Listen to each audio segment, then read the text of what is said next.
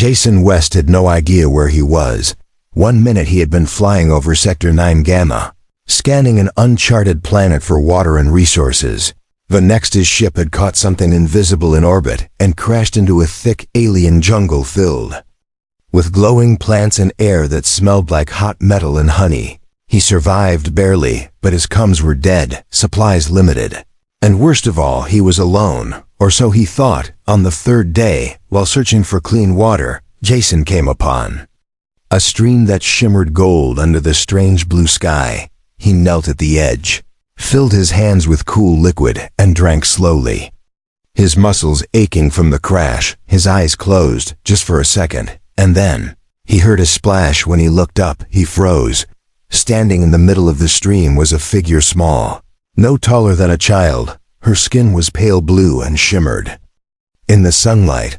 Her white hair flowed down her back like silk, and in her hands, she held a spear taller than herself, glowing faintly at the tip. She pointed it straight at his chest. Jason didn't move. He slowly raised both hands in peace, not wanting to scare her. "Hey there," he said softly. "I'm not your enemy."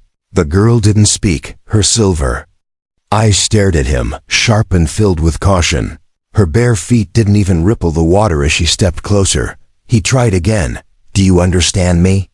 he asked. "I'm not from here. I crashed." The girl blinked, then whispered a single word in broken English. "Help." Jason blinked, surprised. "You want help?" She nodded once, firmly. Her grip on the spear didn't relax, but she lowered it a little. Her voice was quiet, but clear. "Come." Jason hesitated.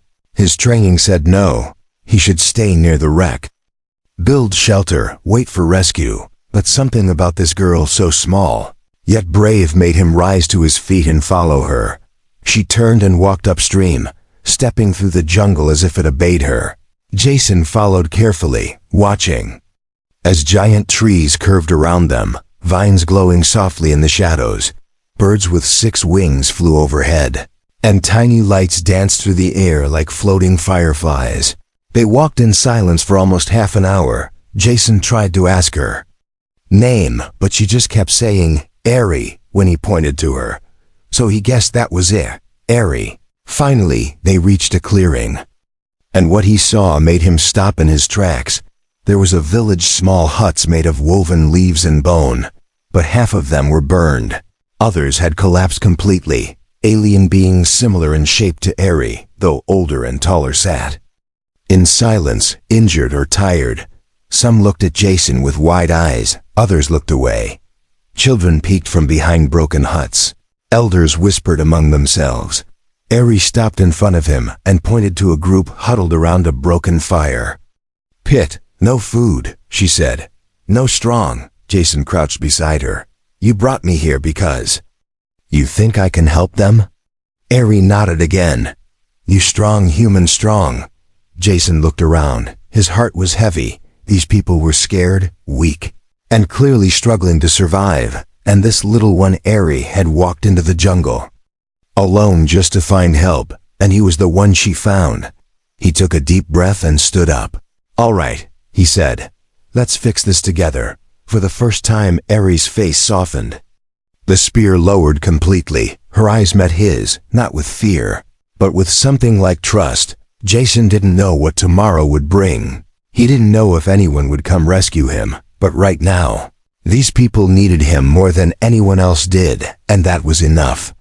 As night fell over the jungle and the stars appeared in the sky like scattered fire, Jason sat beside Airy and the others, sharing what little food he had left, listening to her broken stories, watching the way she pointed at the trees and described monsters he hadn't seen yet. Tomorrow, they would hunt.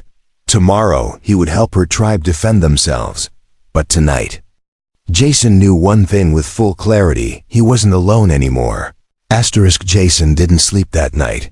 The jungle was alive with strange sounds, deep growls from somewhere far, bird-like calls that echoed too long, and the distant rustle of trees shifting even when the wind stood still.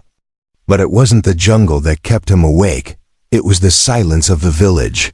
The people didn't cry, didn't speak much, didn't even ask questions about him.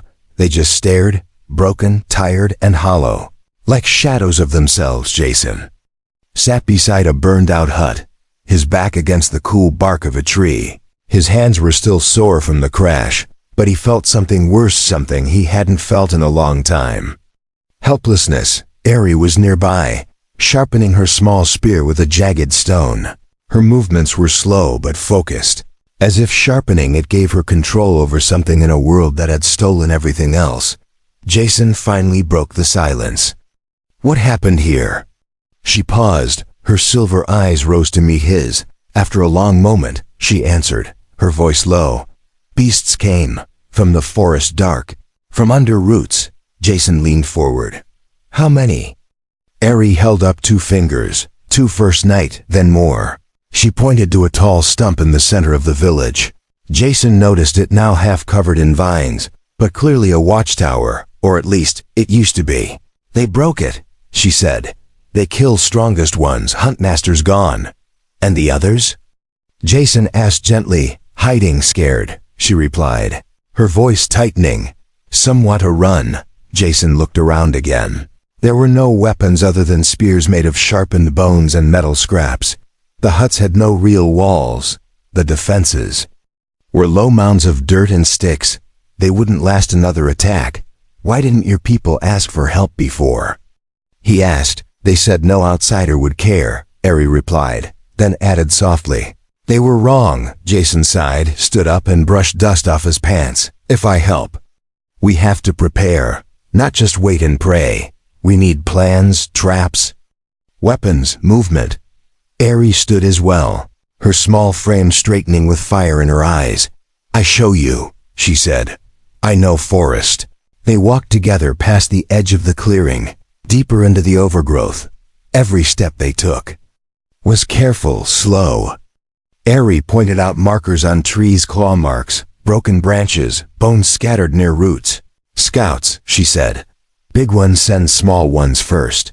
Jason knelt near one of the claw marks. These aren't just animals, he said. Something smarter, something organized. Eri nodded. They wait, watch. Jason turned toward her. Then we hit first. They returned to the village and called for the remaining elders. At first, no one wanted to come. The people were afraid. But when they saw the strange human standing beside Eri, not above her, but equal, they came slowly. One by one. Jason didn't give a speech. He simply said, you either fight now, or you run forever. Some looked away, others mumbled, but Eri stepped forward, slammed her spear into the dirt, and shouted, we stay. She didn't ask them. She told them. Jason looked at her, impressed. She may have been small, but her voice made giants look twice. That day, he worked side by side with them, showing how to build spike pits, tripwire traps, and signal markers. He even turned a broken solar panel from his emergency kit into a motion alarm. It wasn't much, but it was better than nothing.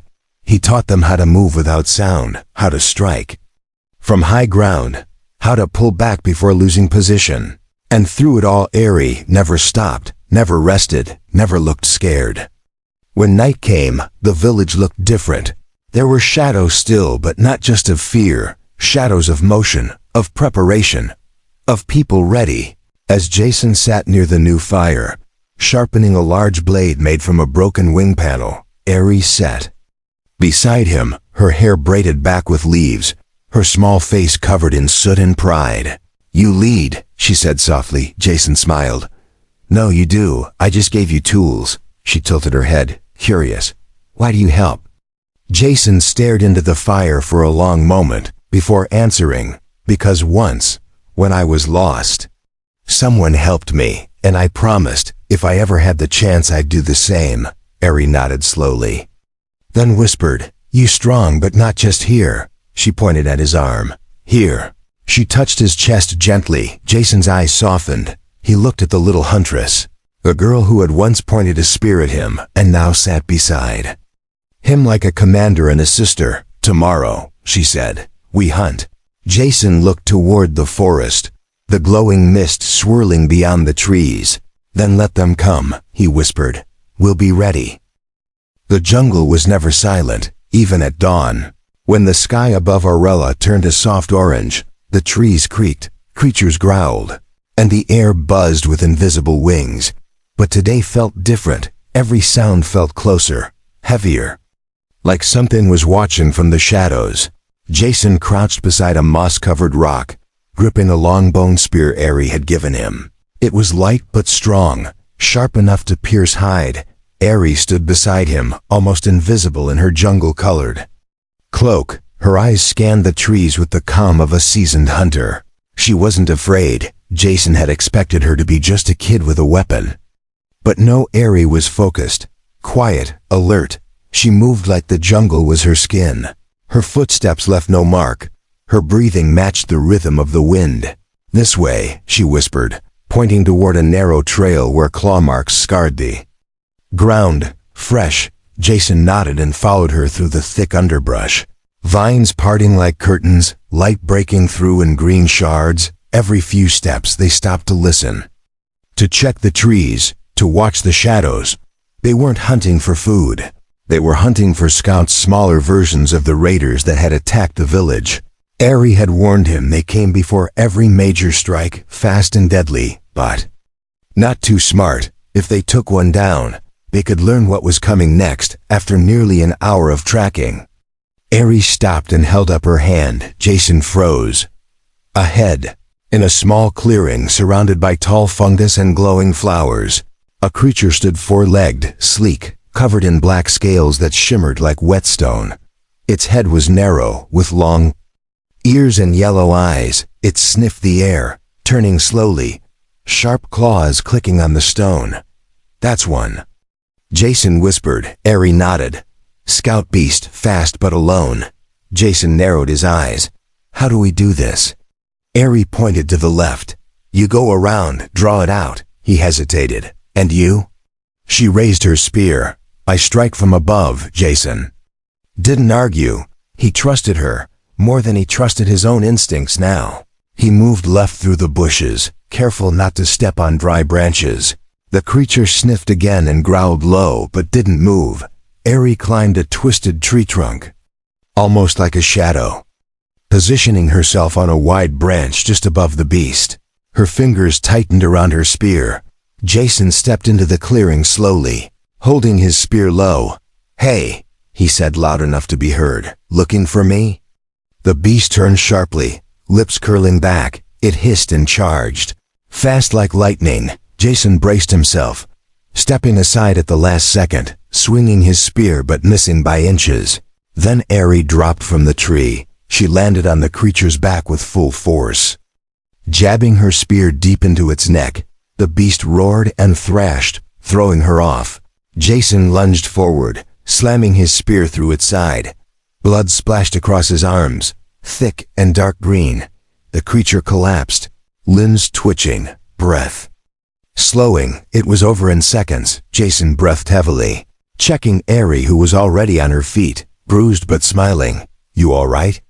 he asked. She nodded, wiping her blade. "Good hunt." Jason looked down at the scout beast. "It's stronger than I thought." Eri knelt beside it, cutting into its neck where a metal plate was fused to the skin.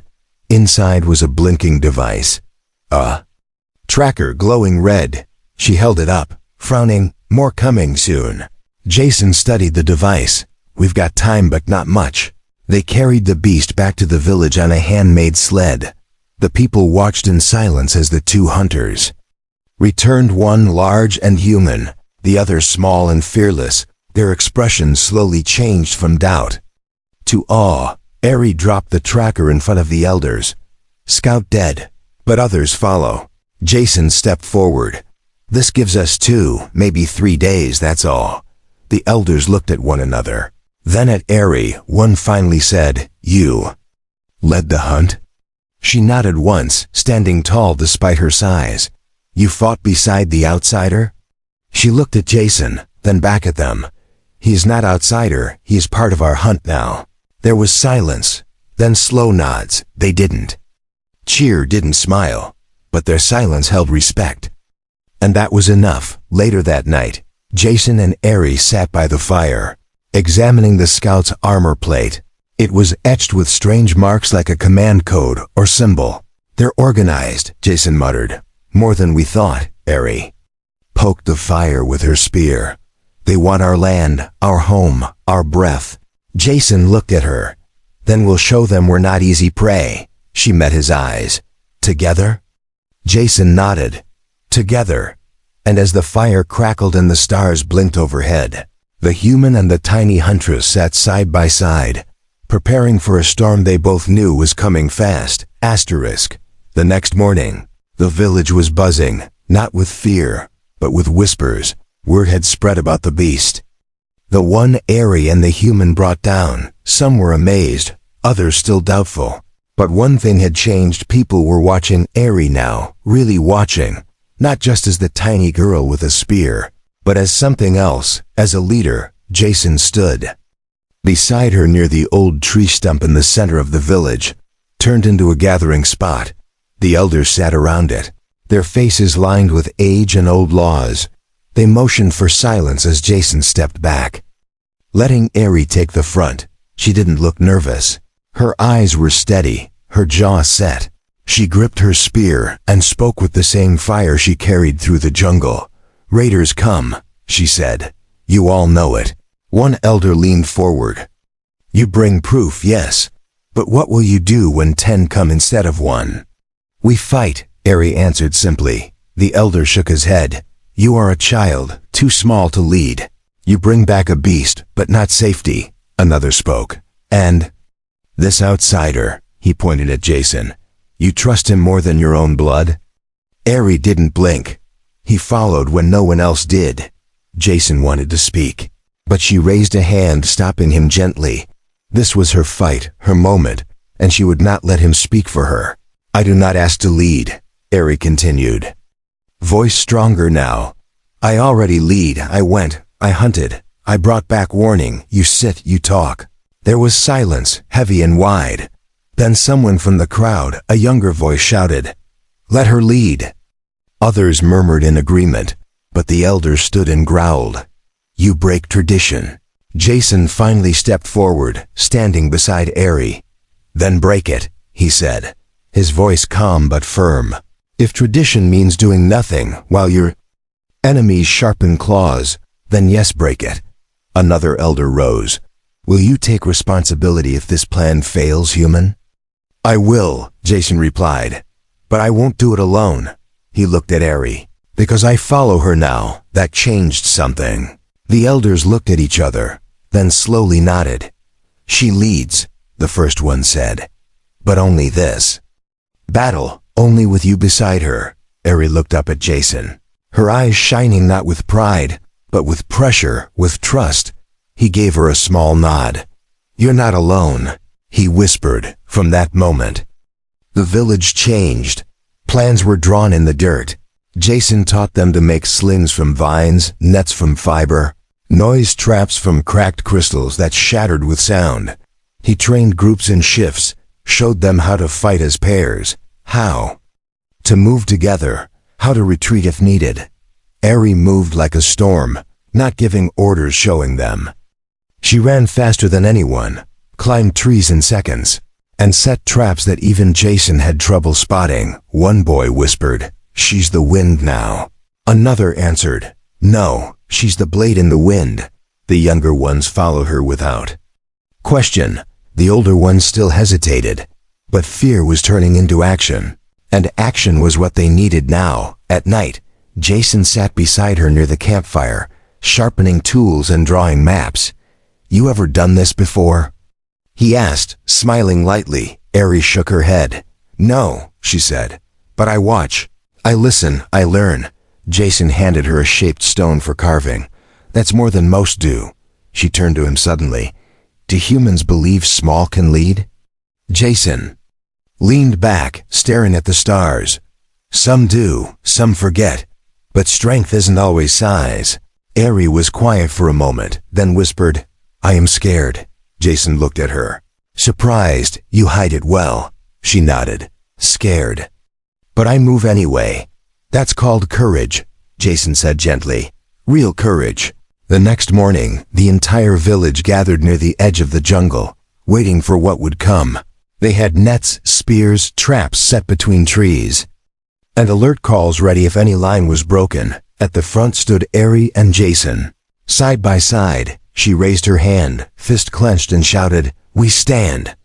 And for the first time, the entire village answered as one. "We stand!" Jason didn't know if they would survive the coming night. He didn't know if the traps were enough, or if their walls would hold. But he knew one thing for sure. The people weren't waiting to die anymore. They were ready to fight, and at the center of it all was a girl no taller than his chest, with a voice that moved mountains. She was no longer just a huntress. She was the challenge that tradition could not stop. The first warning came with the birds. They didn't sing. They vanished.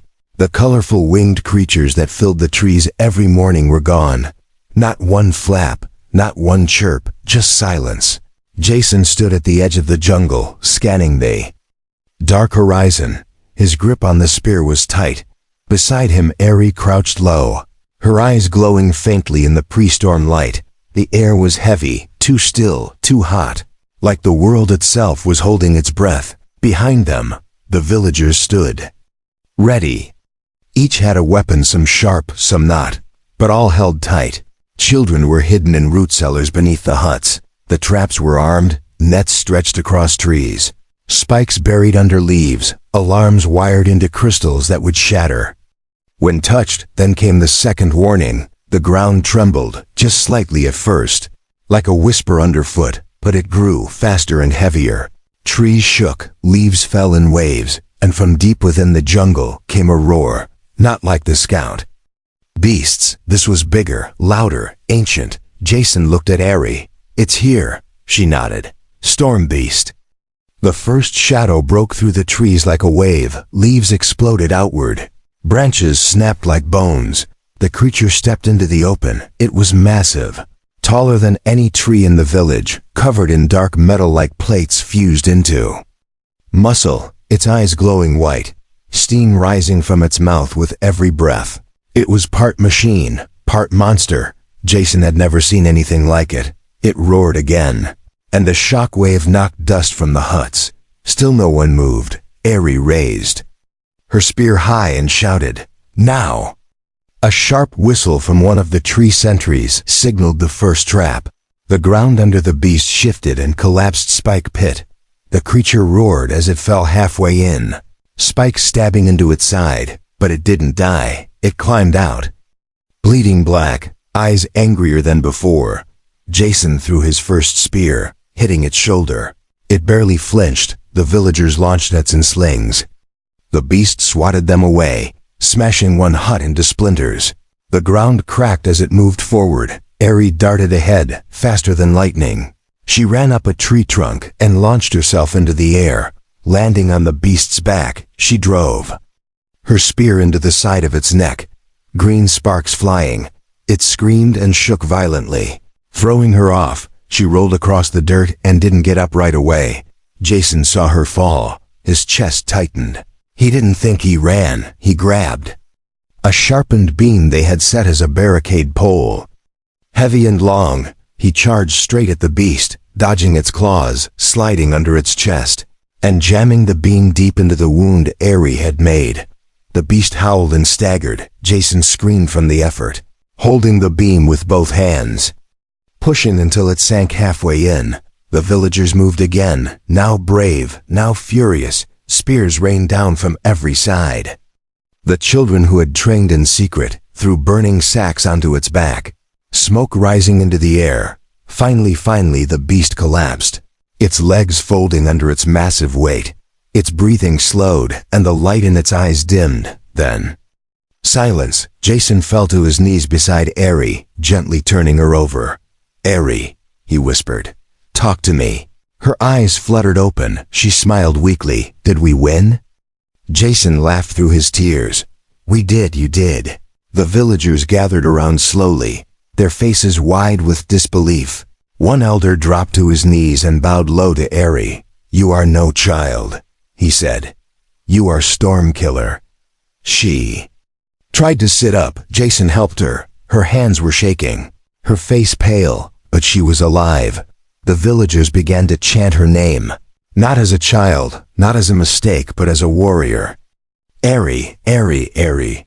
Jason sat beside her, his shirt torn, arms bruised, but heart full. He had seen courage before in war, in battle, but nothing like this. Not from someone so small, yet so full of fire. Later, as the sun returned and the bodies were buried, the elders asked Eri to speak. She stood slowly, leaning on her spear. "We survived," she said, "because we fought as one. Because we did not wait for heroes, we became them." Then she looked at Jason. "Because one human said yes," Jason smiled, not needing to speak. He didn't need thanks. He had found something better. A purpose, a place, a home, asterisk. The battle was over. Smoke still floated through the trees, and broken spears lay scattered across the ground like fallen memories. The great storm beast had been dragged to the edge of the jungle and burned, not as a trophy, but as a warning to others. The village, once a place of fear and silence, now echoed with movement and quiet voices full of something new, hope. Jason sat beside the healer's hut. A thick bandage wrapped around his side where a claw had caught him during the fight. The pain was sharp, but he didn't care. Across from him, Eri lay on a bed of woven leaves, her shoulder bruised, her arm in a sling. But her eyes, those silver eyes, were wide open and burning bright. She was alive, and something about her had changed. She was no longer the tiny alien huntress who had begged for human strength. She had become strength itself.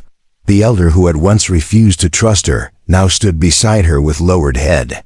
"You saved us," he said. "You led. Without fear, you bled for us. For that, we give you name." Eri looked confused. "I already have name," she said softly. "Eri is child name," the elder replied. "But now you are grown by fire. Now you are Inari, blade of the tribe." A small gasp moved through the crowd. Children whispered her new name. Women pressed their hands to their hearts. And even the warriors who had once refused to stand by her now nodded with respect. Jason smiled from where he sat. "Inari," he said slowly, letting the name settle into the air. "It suits you." Eri turned to him, her voice low. "What name will they give you?" Jason chuckled. "Probably loud human who breaks trees." She laughed, wincing slightly from the pain, but not stopping. It was the first time he had heard her really laugh. Not just smile or smirk, but laugh. That sound meant more than any medal he had earned on Earth.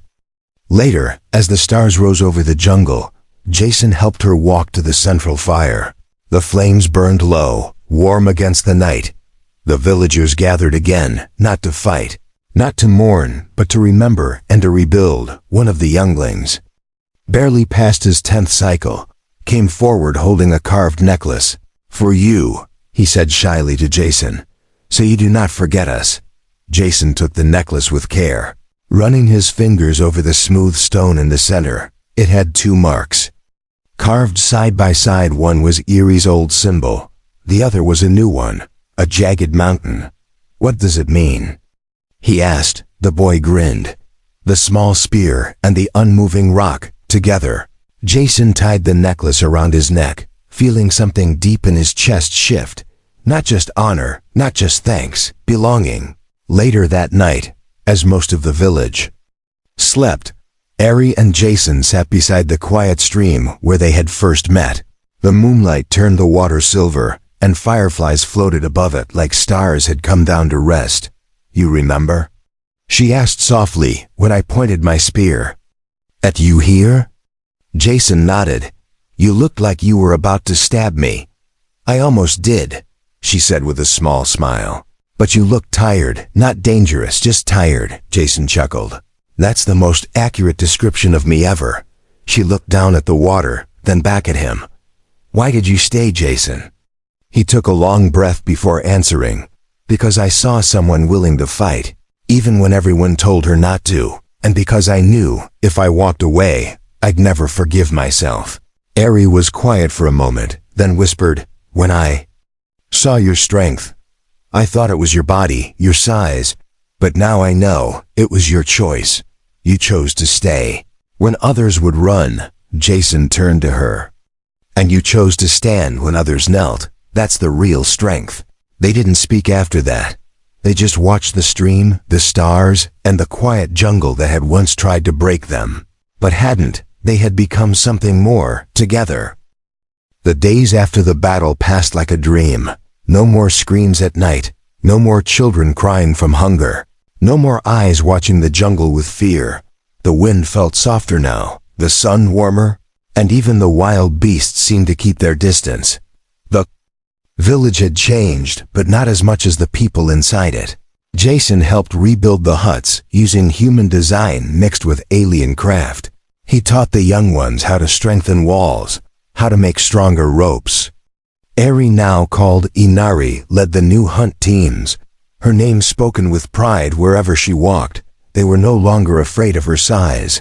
They followed her without question. Jason stood at the edge of the cliff one morning, staring out at the green jungle that stretched endlessly across the horizon. His comms still didn't work. His ship remained buried under vines and ash.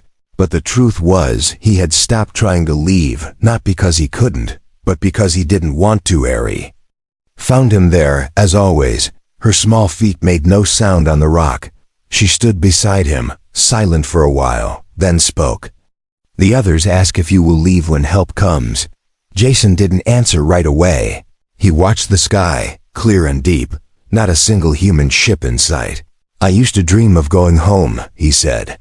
But now I'm not sure what that even means. Eri looked up at him, her silver eyes sharp. This place is not soft, she said. Not easy, but it is alive, and it remembers. Jason smiled. Just like you. She took a deep breath, then turned to him. Her voice was steady, but her fingers clenched the edge of her cloak.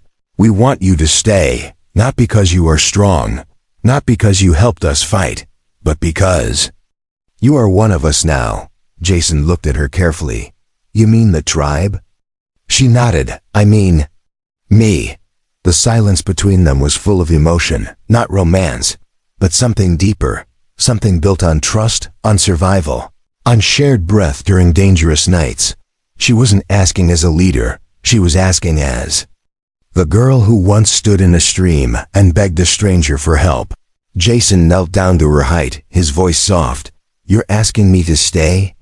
Yes, she whispered. Will you? He looked at the jungle, the people, the firelight that would glow tonight, not because of fear, but celebration. And then he looked at her, the small huntress who had become a warrior, a leader, a name spoken with respect across the trees, and he said, yes. She didn't smile big or jump with joy. She just nodded, as if she already knew, as if her heart had already whispered the answer before his lips did. That night, the village held a gathering. Not a battle chant, not a morning circle, but something rare and full of light. They celebrated life, survival, unity, and Jason stood beside Eri. No longer an outsider, no longer a visitor. The fire danced in front of them, smoke twisting into the stars. Children painted stripes across his arms in bright colors, matching the marks worn by the elder warriors. Eri handed him a carved bracelet, marked with his new tribal name, Vajan, which meant shield from the outside. As he tied it to his wrist, a young girl asked, Are you going to live here forever? Jason bent down to her level. As long as you'll have me, cheers erupted. Not loud, but full of joy, even from the elders who once doubted him. He had earned a place not just in their camp, but in their hearts. When the stars covered the sky, Eri stood before the fire and said, He stayed when others would have left. He fought when others would have feared. He listened when others would have talked. She turned to him and added, And when I asked him to stay, he said yes. Jason smiled as everyone clapped their hands, a steady beat that echoed into the trees. The jungle responded with soft winds and distant lights, as if even the wild remembered what had happened. Later that night, Eri and Jason walked once more to the stream, the same one where it had all begun. You still carry that spear? Jason asked, pointing to the weapon strapped to her back. Eri nodded. Always. Even though you have warriors now? She gave him a small smile, because I remember where I started. I remember that even the smallest hunter can carry the sharpest point. Jason looked at the water, then at her, and I remember who taught me how to stand tall without being tall. They both laughed quietly like two souls finally at peace. And as the moonlight touched the stream once more, the huntress and the human sat side by side, not as savior and survivor, but as equals, as family, and it all began because she asked for strength, and he simply said yes.